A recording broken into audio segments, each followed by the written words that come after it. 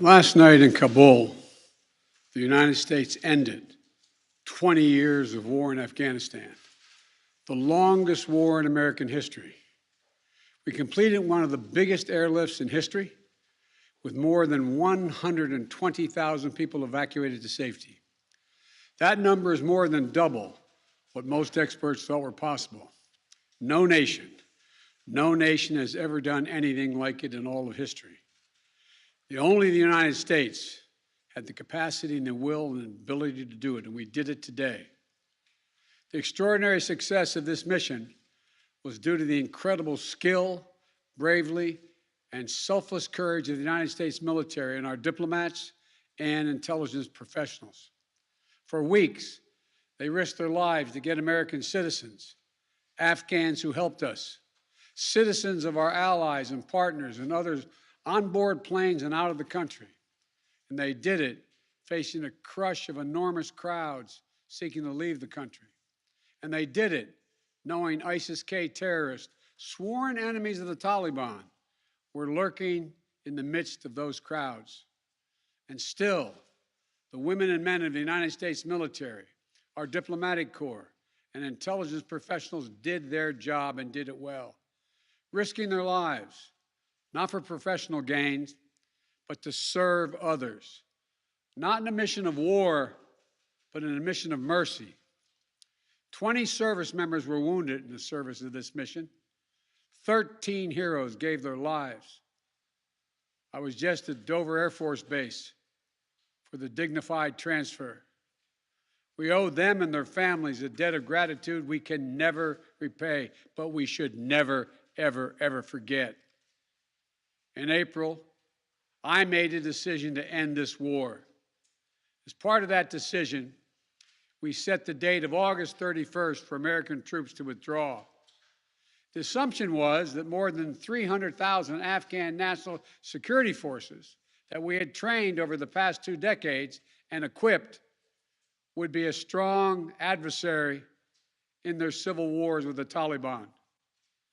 That assumption that the Afghan government would be able to hold on for a period of time beyond military drawdown turned out not to be accurate. But I still instructed our national security team to prepare for every eventuality, even that one. And that's what we did. So we were ready when the Afghan security forces, after 2 decades of fighting for their country and losing thousands of their own, did not hold on as long as anyone expected. We were ready when they and the people of Afghanistan watched their own government collapse and their president flee amid the corruption and malfeasance, handing over the country to their enemy, the Taliban, and significantly increasing the risk to U.S. personnel and our allies. As a result, to safely extract American citizens before August 31st, as well as embassy personnel, allies and partners, and those Afghans who had worked with us and fought alongside of us for 20 years, I had authorized 6,000 troops, American troops, to Kabul to help secure the airport. As General McKenzie said, this is the way the mission was designed. It was designed to operate under severe stress and attack, and that's what it did. Since March, we reached out 19 times to Americans in Afghanistan with multiple warnings and offers to help them leave Afghanistan, all the way back as far as March. After we started the evacuation 17 days ago, we did initial outreach and analysis and identified around 5,000 Americans who had decided earlier to stay in Afghanistan but now wanted to leave. Our Operation Allied Rescue ended up getting more than 5,500 Americans out. We got out thousands of citizens and diplomats from those countries that went into Afghanistan with us to get bin Laden. We got out locally employed staff of the United States Embassy and their families, totaling roughly 2,500 people. We got thousands of Afghan translators and interpreters and others who supported the United States out as well. Now we believe that about 100 to 200 Americans remain in Afghanistan, with some intention to leave. Most of those who remain are dual citizens, longtime residents who had earlier decided to stay because of their family roots in Afghanistan. The bottom line, 90% of Americans in Afghanistan who wanted to leave were able to leave. And for those remaining Americans, there is no deadline. We remain committed to get them out if they want to come out. Secretary of State Blinken is leading the continued diplomatic efforts to ensure safe passage for any American, Afghan partner, or foreign national who wants to leave Afghanistan. In fact, just yesterday, the United Nations Security Council passed a resolution that sent a clear message about what the international community expects the Taliban to deliver on moving forward, notably freedom of travel, freedom to leave. And together, we are joined by over 100 countries that are determined to make sure the Taliban upholds those commitments.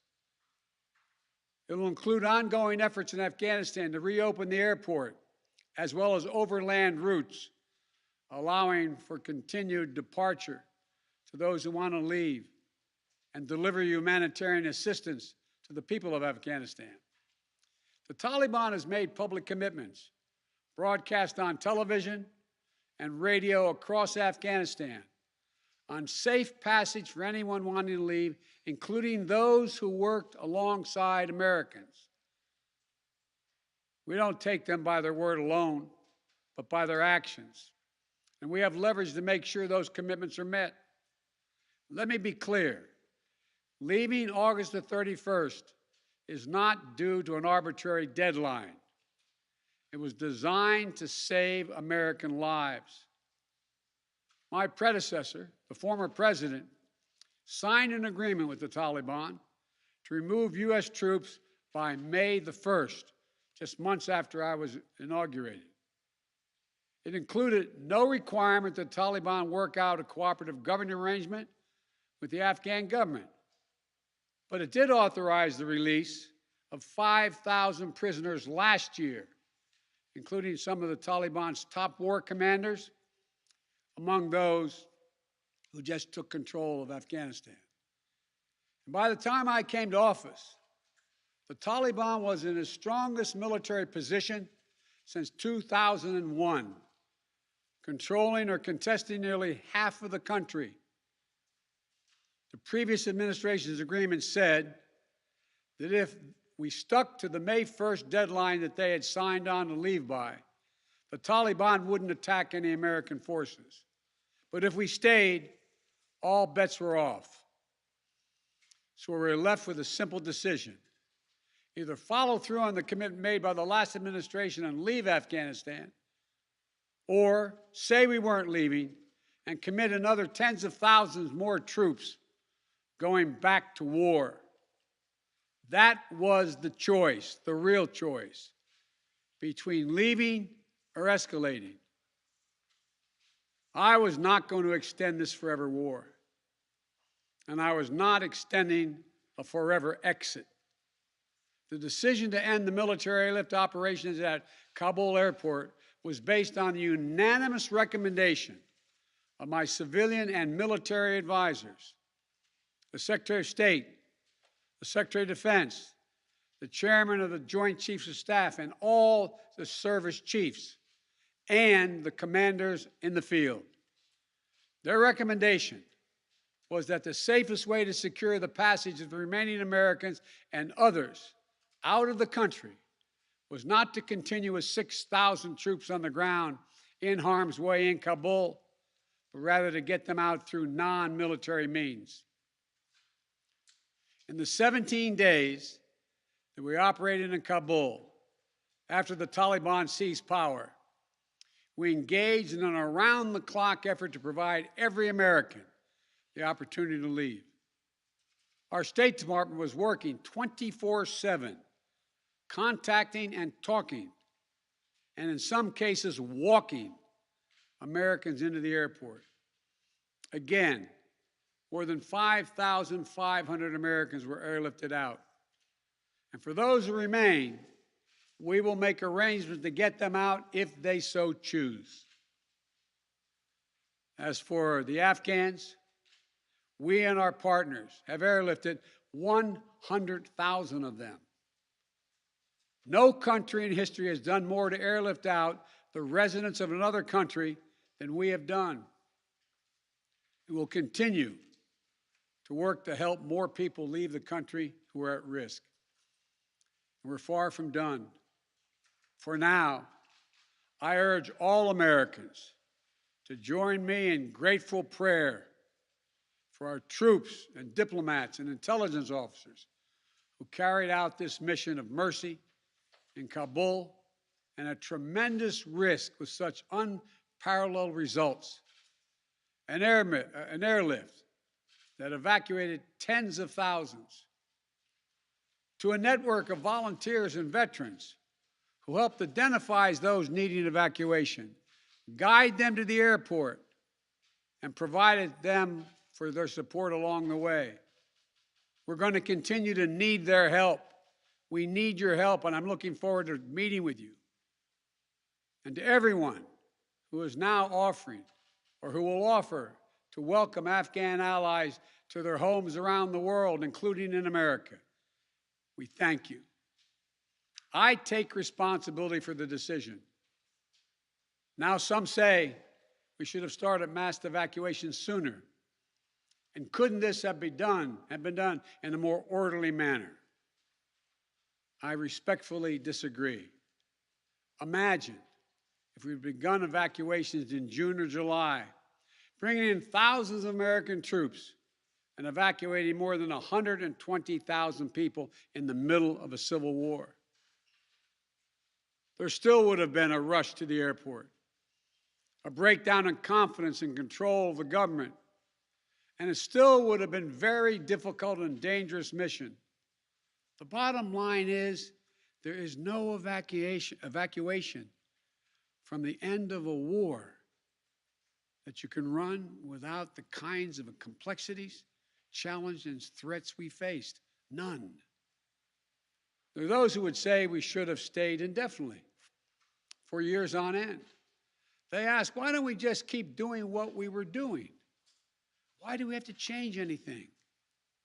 The fact is, everything had changed.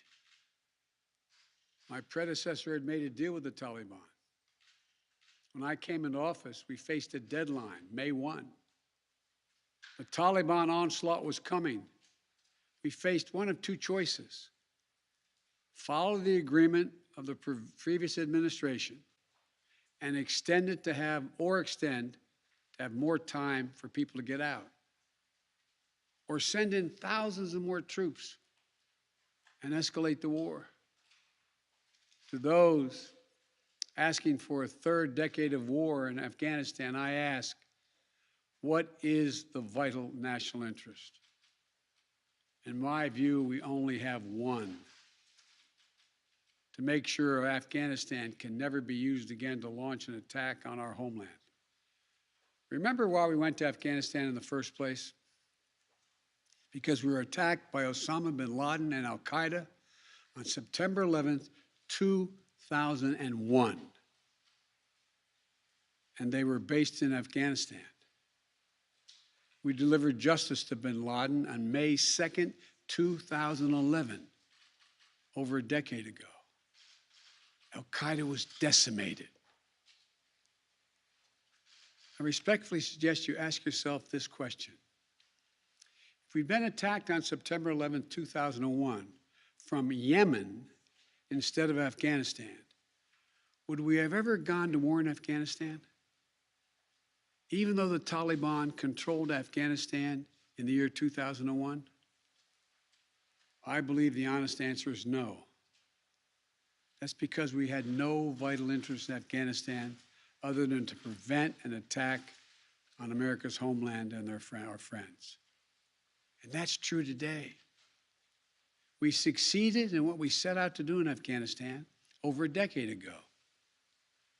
Then we stayed for another decade. It was time to end this war. This is a new world. The terror threat has metastasized across the world, well beyond Afghanistan. We face threats from al-Shabaab in Somalia, al-Qaeda affiliates in Syria and the Arabian Peninsula, and ISIS attempting to create a caliphate in Syria and Iraq and establishing affiliates across Africa and Asia. The fundamental obligation of a president, in my opinion, is to defend and protect America, not against threats of 2001, but against the threats of 2021 and tomorrow.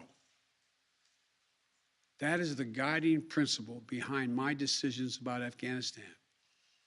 I simply do not believe that the safety and security of America is enhanced by continuing to deploy thousands of American troops and spending billions of dollars a year in Afghanistan. But I also know that the threat from terrorism continues in its pernicious and evil nature. But it's changed, expanded to other countries. Our strategy has to change too. We will maintain the fight against terrorism in Afghanistan and other countries. We just don't need to fight a ground war to do it. We have what's called over-the-horizon capabilities, which means we can strike terrorists and targets without American boots on the ground, or very few if needed. We've shown that capacity just in the last week. We struck ISIS-K remotely, days after they murdered 13 of our service members and dozens of innocent Afghans. And to ISIS-K, we are not done with you yet. As Commander-in-Chief, I firmly believe the best path to guard our safety and our security lies in a tough, unforgiving, targeted, precise strategy that goes after terror where it is today, not where it was 2 decades ago. That's what's in our national interest. And here's a critical thing to understand. The world is changing. We're engaged in a serious competition with China. We're dealing with the challenges on multiple fronts with Russia. We're confronted with cyber attacks and nuclear proliferation. We have to shore up America's competitiveness to meet these new challenges in the competition for the 21st century. And we can do both. Fight terrorism and take on new threats that are here now and will continue to be here in the future. And there's nothing China or Russia would rather have, would want more in this competition in the United States to be bogged down another decade in Afghanistan. As we turn the page on the foreign policy that has guided our nation the last 2 decades, we've got to learn from our mistakes. To me, there are 2 that are paramount. First, we must set missions with clear, achievable goals, not ones we'll never reach. And second, we must stay clearly focused on the fundamental national security interest of the United States of America. This decision about Afghanistan is not just about Afghanistan. It's about ending an era of major military operations to remake other countries.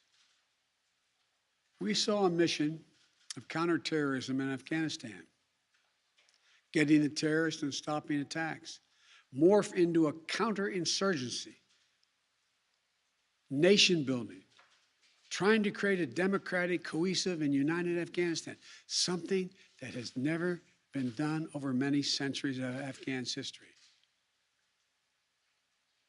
Moving on from that mindset, and those kind of large-scale troop deployments will make us stronger and more effective and safer at home. And for anyone who gets the wrong idea, let me say clearly, to those who wish America harm, To those who engage in terrorism against us or our allies, know this: the United States will never rest. We will not forgive. We will not forget. We will hunt you down to the ends of the earth, and you will pay the ultimate price. And let me be clear. We'll continue to support the Afghan people through diplomacy, international influence, and humanitarian aid. We'll continue to push for regional diplomacy engagement to prevent violence and instability. We'll continue to speak out for the basic rights of the Afghan people, especially women and girls, as we speak out for women and girls all around the globe. And I've been clear that human rights will be the center of our foreign policy.